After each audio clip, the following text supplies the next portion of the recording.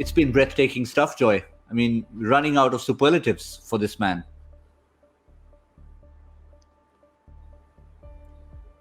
As I said, I couldn't kept myself on mute because I just didn't know what to say in the beginning.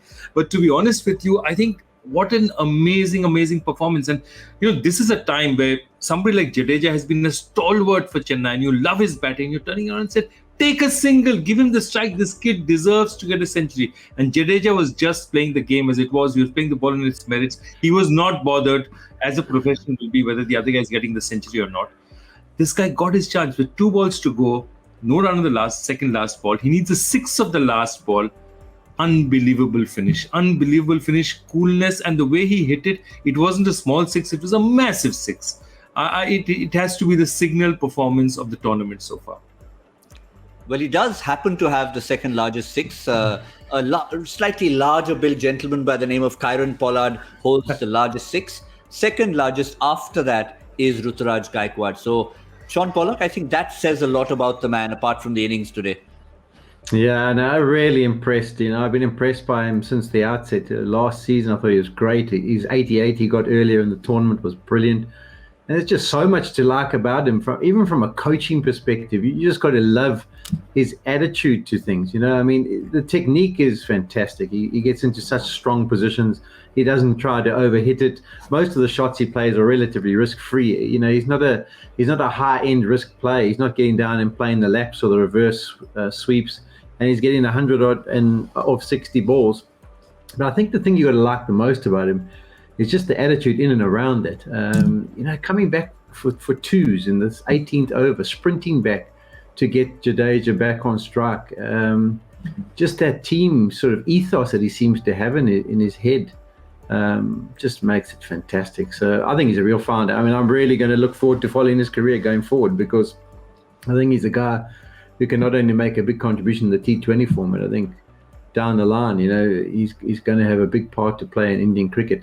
I suppose the only thing is that in the IPL, you invariably so many good players at the top of the order. We've just got to find a way of seeing where we can get some guys to develop their skills in the middle order. But in saying that, I think Jadeja is playing superbly at the moment. And in the form he is in, once they get to those knockout stages where there's no messing around and no trying to get people back into form, I think once the platform's set, he's the man you got to turn to. Get him in sooner rather than later, because of the way he's playing as well. Yeah, despite the frustration, I know it was a team game. Jadeja was playing the team game. He was basically, you need to maximize every ball.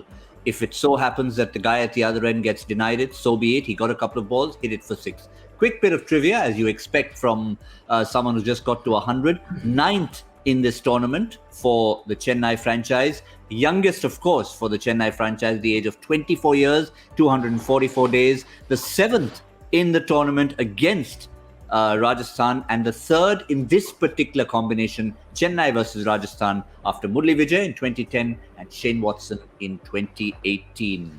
But I just want to add one more little piece of trivia to that, and that's that, in the 2019 auction, there was a fierce bidding war for Ruturaj.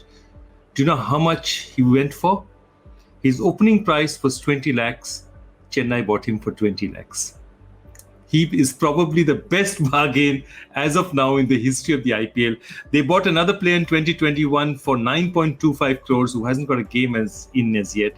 And that's also one of the facts. I mean, he must be, value for money, the most valuable player in the history of the tournament so far. But let's just add one more bit to it. What often tends to happen if you get to 100 in this format of the game is you've got off to a flyer in the power play, you're sort of 35 of 10 balls, then a little bit of an adjustment, and then you finish strong.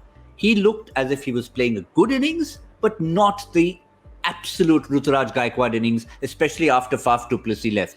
So the first half of the innings, as you can have a look at, 50 or 43 balls, which is good, but it's not brilliant. 116, you'd have to say, come on, Ritu, let's step it up because we need more runs on the board. Second half, 51 of 17, 3 4s, 5 6s, strike rate 300. What a genius, Joy. Absolutely, an amazing player. And I think what Sean has been talking about, he's already shown us those inside outs. The two things that people are talking about, one is how well he holds his shape after he finishes the shot. is classical. He just goes out there and he holds it. He's timed it just perfectly. But what he did give us this time also was a lot of shots on the leg side, the traditional slogging areas. He showed he could hit it on the leg side as well. He just doesn't go over off and over covers and over mid off. He can hit it across in the V, he can hit it over off, and he can hit it over leg. I mean, that variety is there. And of course, he's not a great believer. He doesn't do too much lapping and sitting down and hitting those reverses. But would you need to do that if you're getting runs at the rate that he is, just by playing conventional strokes? I thought he was fantastic.